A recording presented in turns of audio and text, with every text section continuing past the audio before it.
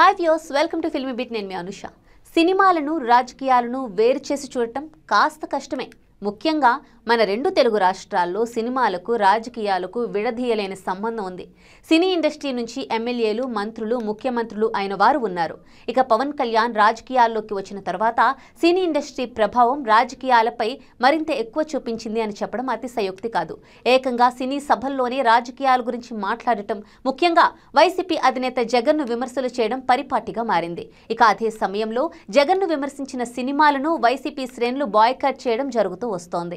ఇలా YCP boycott చేసిన సినిమాలు బాక్సాఫీస్ వద్ద ఫ్లాపులుగా నిలుస్తున్నాయి. ఇప్పుడు రాష్ట్ర రాజకీయాలు ఎన్టీఆర్ నటించిన వార్ 2 సినిమా చుట్టూ తిరుగుతున్నాయి. టీడీపీ శ్రేణులు వార్ 2 సినిమాపై పెద్ద ఎత్తున ప్రచారం చేస్తున్నారు. కొంతమంది ఈ సినిమాకు మద్దతుగా నిలుస్తుంటే మరికొందరు ఎన్టీఆర్ నటించిన సినిమాను బ్యాన్ చేయాలంటూ కామెంట్స్ చేస్తున్నారు.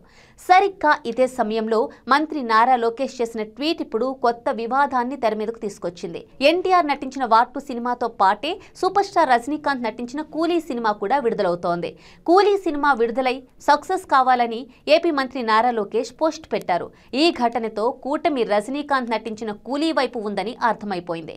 దీంతో ఎన్టీఆర్ కోసం వైసీపీ శ్రేణులు రంగంలోకి దిగాయి. ఎన్టీఆర్ నటించిన వార్ 2 సినిమాను చూడాలని వైసీపీ శ్రేణులు సోషల్ మీడియాలో పిలుపునిచ్చాయి. అదేవిధంగా సినిమా కోసం పెద్ద ఎత్తున ప్రచారం కూడా నిర్వహించాలని వైసీపీ శ్రేణులు సోషల్ మీడియాలో చర్చించుకుంటున్నారు.